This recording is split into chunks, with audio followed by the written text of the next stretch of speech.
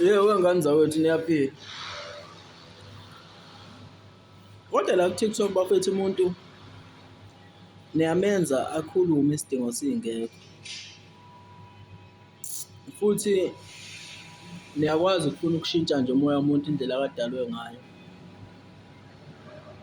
Ama-comment enu abaye nama-inbox enu nithi mina ngiyanidayisa uma ngithi angazi njani yekani ukungcofa umthandeni kube kwaqala yena njani njani.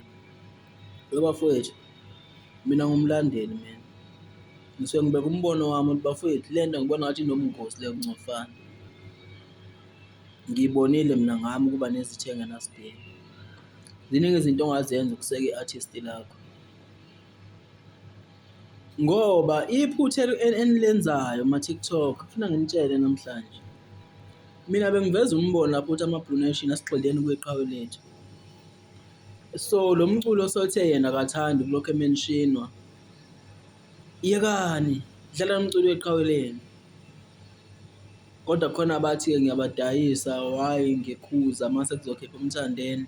Bafowethu mina u-TikTok mhla usulethe usizi kini ngiyobe ngingekho. Ebhokisini lakho nasethuneni lakho uyobe uwedwa, ufela umsangano. Mina ngibile nezitho engenasidingo ku-TikTok ngomaskandi. Isikhathi esasisavuma ukuthi ngibe nazo. Why mina bafowethu sengubonile u-wrong ukukhala izitho engenasidingo. Kumele nginihlomekise. Ngithi qhubekani nokungcofa abaculi ngento ezonifaka enkingeni. Kusho ngaba nginithandi. Nama ningithande if ningihlohla ukuthi angiyeke ukwenza izinto ezi-right, ngipromote imicimbi kaKhuzani, ngipromote kuthengwa amathikithi, ngipromote ingoma online, ngipha ama-update ngoKhuzani. Bese nizothi mina ngibe sempini ngamaskandi ngumlandeli. Ngangena ngadlula lapho ngabona ubungozi bakhona ngayiyeka. Bafowethu mina nginomzalo wangitshala 9 months mina noma 8 months. Obheke something kumina. Nginey'ngane engaphekwa 5 engubaba kuzona. Nginabantu angaphekwa 11 abaphila ngokuthi mina ngivuke ngihambe ngenyawo zami zombili. So if mina into sengibonile ukuthi inobungozi mangithi yekeni, anginiphoqi. Ubona ukuthi i-right for yena is okay akaqhubeke nayo. Kodwa mina nginento ethi kuningi esingakwenza egameni kaKhuzani. Ngaphandle kokuzakhela izitho engenasidingo.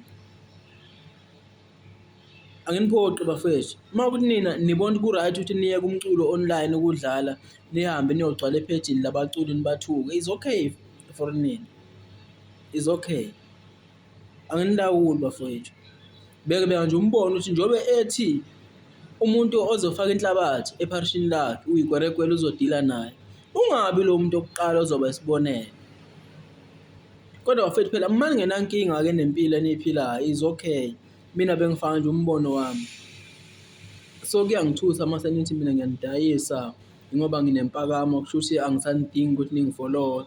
Uma kumele mina bafethu ungifollowe ngoba kumele ngife ngishiye iy'ngane zami, ungamane uhambe ne-followers lawo. Ngeke mina ngifele u-TikTok. Mina nginabantwana abasafunda isikole nabasazofunda isikole engubaba kubona. If uthi wena uthi angithatha advice yakho yokuthi mina ngihambe ngithukwana nabantu ngitshona nabaculi, ungamane uhambe ne-followers lawo.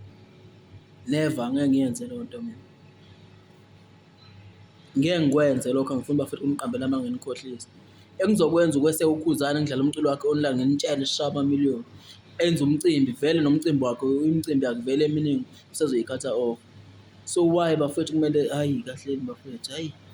Ngamane uhambe ne-follower lakho uma ukuthi mina uthi wena kumele ngilwe izimpi engenasidingo noma sekungasaliwa hayi kahleni babheme.